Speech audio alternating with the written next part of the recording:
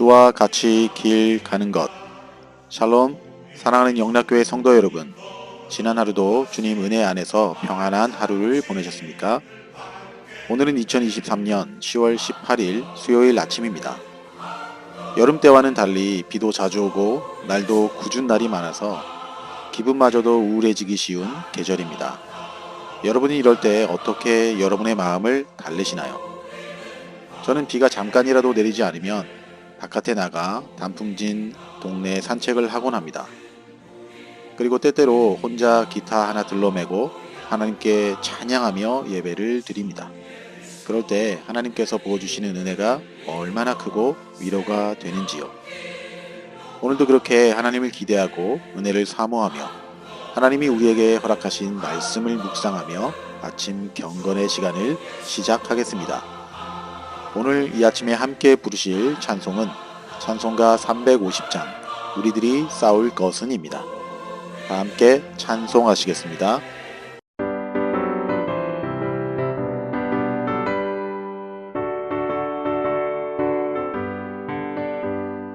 우리들이 싸울 것은 혈기 아니요 우리들이 싸울 것은 육체 아니요 마귀 권세 맞서 싸워 깨쳐버리고 죽을 영혼 살릴 것일세.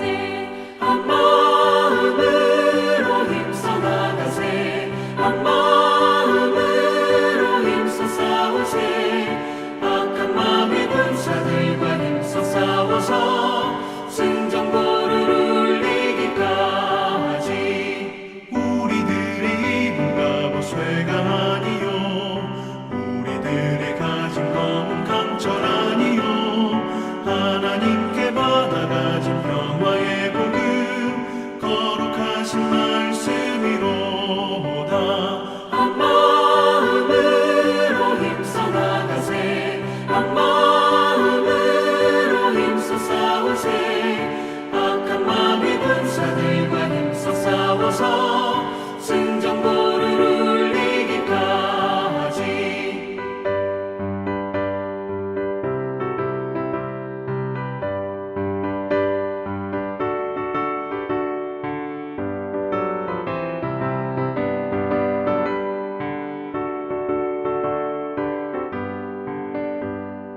악한 마귀 죄 아무리 강할지라도 우리들의 대장 예수 앞서가시니 주저 말고 용감하게 힘써 싸우세. 최후 승리 얻을 때까지. 한 마음으로 힘써 나가세. 한 마음으로 힘써 싸우세. 악한 마귀 군사들과 힘써 싸워서 승전보를 울리기까지. 죄악 중에 빠진 사람 죄를 뉘우쳐 십자가에 달린 예수 믿기만 하면 위태한 데 빠진 영혼 구원 얻어서 천국 백성 될 것이니세. 한 마음으로 힘써 나가세. 한 마음으로 힘써 싸우세. 악한 마귀 군사들과 힘써 싸워서 승전보를 울리기까지.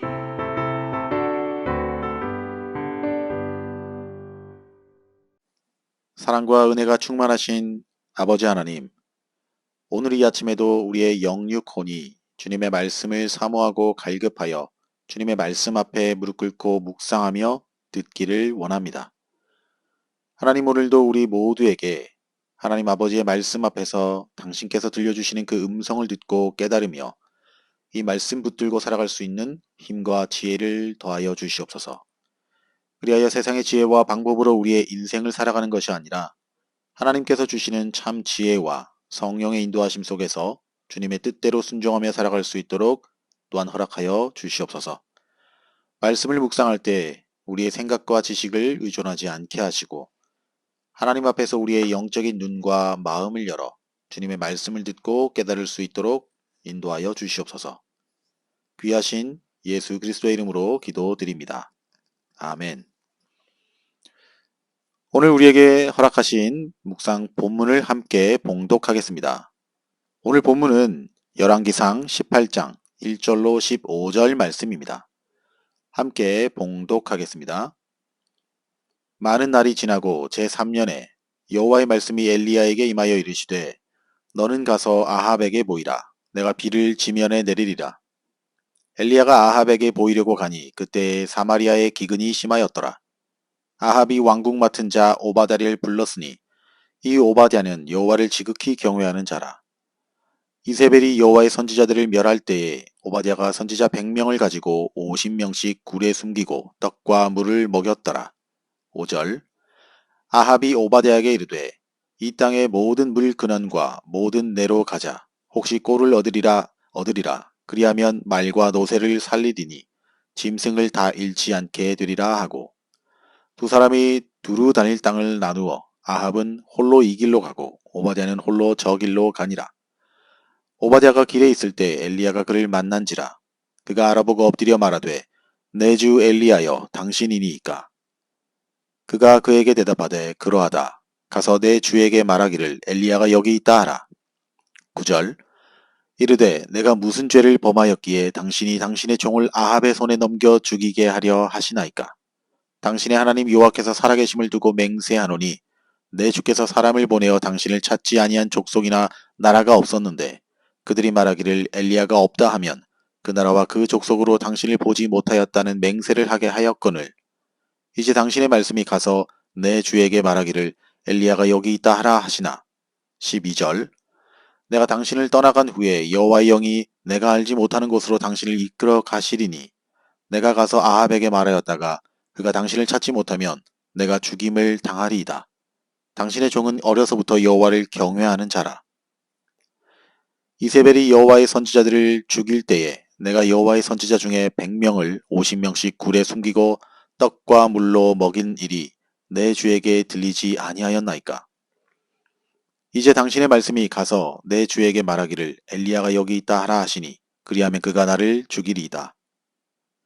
엘리야가 이르되 내가 섬기는 만군의 여호와께서 살아계심을 두고 맹세하노니 내가 오늘 아합에게 보이리라. 아멘. 이제 오늘 읽은 말씀의 묵상을 함께 나누겠습니다. 먼저 오늘 본문의 핵심 줄거리를 살펴봅시다. 앞에서 살펴본 것처럼 엘리야는 아합에게 수년간 가뭄을 선포한 후에 그릿 시내를 거쳐 시돈 땅에 사는 사르밧 과부의 집에서 약 3년이라는 시간 동안 은둔 아닌 은둔 생활을 해왔습니다. 그러나 이제 하나님이 정하신 때가 되어 다시금 활동을 하게 될 서막을 오늘 본문을 통해 살펴볼 수 있습니다. 엘리야는 하나님의 지시에 따라 아합을 만나기 위해 나오는 것으로 시작하고 있습니다. 당시 이스라엘 땅에는 3년 동안 비가 내리지 않았기 때문에 사마리아를 비롯해 온 전역에 심한 기근으로 시달리고 있었습니다. 이때에 아합은 왕궁 맡은 자인 오바댜와 함께 자신의 노새와 말들을 위해 꼴을 찾아 나서고 있는 것이 오늘 본문입니다. 이 오바댜는 여호와를 크게 경외하는 인물로서 아합이 여호와의 선지자들을 학살할 때 100명의 선지자들을 굴에 숨기고 살려준 인물이었습니다. 온갖 우상과 바알을 숭배하는 이스라엘 땅에 그것도 아합 왕 밑에 이처럼 하나님을 경외하는 인물이 참모로 있다는 것이 어찌 보면 참 아이러니하기까지 합니다. 그러나 한편으로는 이러한 하나님을 경외하는 사람이 있었기에 타락하고 불경하기까지 한 이스라엘을 하나님의 심판이 미뤄지고 있었던 것은 아닌가 생각하면 참 귀하고 감사한 생각마저 듭니다. 대한민국에도 이러한 하나님을 경외하며 정직하고 바른 참모들이 많으면 얼마나 좋을까 하는 생각을 해보게 됩니다.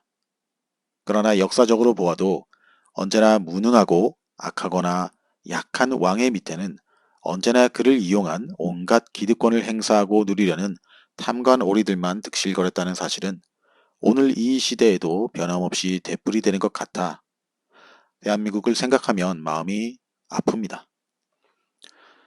지도자가 좀 부족하고 모자라도 이렇게 옆에서 보좌하는 참모진들이라도 훌륭하면 그나마 괜찮은 정권이 될 텐데 하는 생각에 아침부터 아쉬움으로 남는 것 같습니다.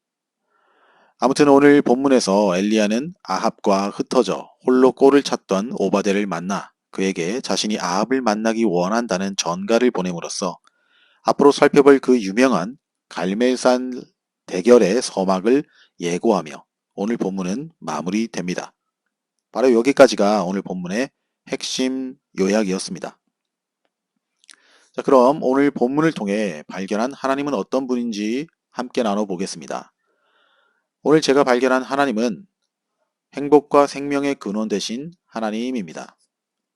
본문 1절을 보면 하나님께서 이스라엘 땅에 가뭄이 시작된 지 3년이 되자 엘리야 선지자로 하여금 다시 비를 내리게 하실 것을 선포하게 하셨습니다. 이 같은 사실은 당시 바알 숭배에 빠져있던 북이스라엘 백성들에게 참 신이 누구인지, 우주 만물의 주관자가 누구인지를 깨닫게 하기 위한 것이었습니다.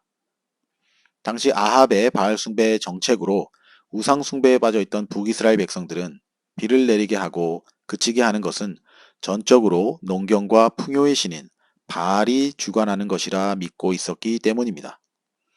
그러나 하나님은 엘리야를 통해 비가 내리지 않을 것과 또한 이제 그를 다시 보내어 이스라엘에 비가 다시 내릴 것임을 선포하게 하셨다라는 것은 자연 현상을 주관하는 것이 바알이 아니라 여호와 하나님이라는 사실을 명백히 보여주는 것이라 할 수 있습니다. 특별히 엘리야의 가뭄 선포 이후 바알을 정성껏 섬기는 그 땅에 무려 3년 6개월이 다 되도록 비 한 방울 내리지 않았다라는 것은 바알이라는 신이 얼마나 허망하기 그지없는 존재인지를 증명해주는 것이라 할 수 있습니다.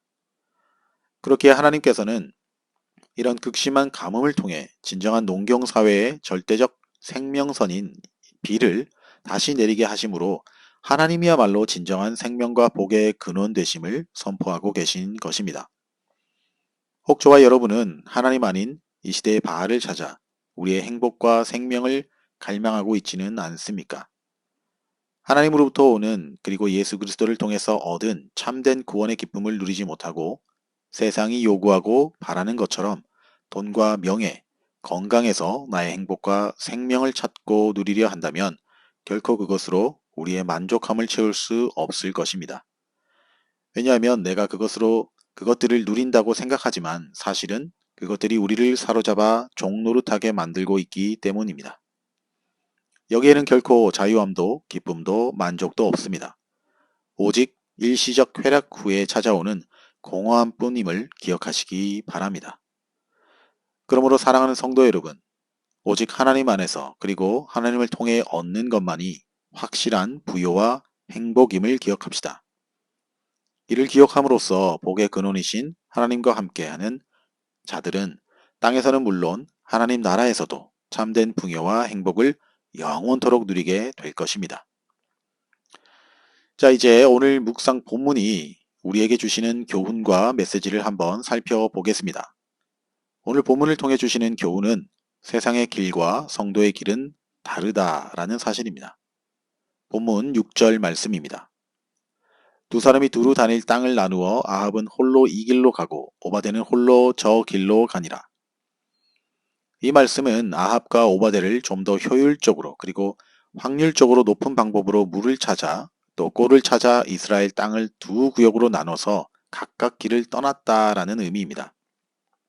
여기서 우리는 서로 대조적인 두 사람이 또한 서로 다른 길을 갔다라는 말씀 속에서 세상에 속한 사람들이 가는 길과 성도가 가는 길의 모습을 보게 되는 것 같습니다. 아합과 오바댜는 가뭄으로 메말라 버린 땅에 함께 살던 자들로서 물을 찾기 위해 길을 떠나야만 했습니다. 이처럼 물을 찾기 위해 헤매는 것은 오늘을 사는 성도들이나 세상의 사람들도 마찬가지입니다. 물이라는 것은 바로 우리의 영육 혼의 갈증을 채워주는 것을 의미하겠지요. 모든 인류는 그것을 인정하든 하지 않든 인류의 조상인 아담의 범죄로 인해 이 광야 같은 세상 속에서 목말라하며 그것을 해갈시켜 줄 것들을 찾아 헤매며 살아갑니다. 다만 성도인 우리는 예수 그리스도를 통해 하늘로부터 오는 영원한 생수를 찾은 반면 세상에 속한 사람들은 여전히 그것을 찾아 헤매고 있다라는 것입니다. 이처럼 아합으로 대표되는 세상에 속한 사람들은 돈과 명예, 권력처럼 자신의 정욕과 탐심을 만족시켜줄 대상만 섬기며 삽니다. 또한 자신만을 위해 남을 짓밟는 것은 물론 심지어 서슴없이 다른 사람을 해치기도 하는 자들이며 때로는 다른 사람들 배척하고 자신들의 죄를 시인하기는커녕 거부하고 부인하며 살아갑니다. 그러나 오바다려 대표되는 성도는 오직 하나님의 종으로서, 자녀로서 하나님만을 섬기며 살아가고 언제나 자신보다는 이웃을 먼저 생각하며 오히려 위험과 손해를 무릅쓰고라도 사람들을 사랑하며 돕고 살아갑니다. 이와 같이 서로 다른 길을 가는 두 부류의 사람들의 미래에 대해 주님께서도 요한복음 5장 29절에서 이렇게 말씀하셨습니다.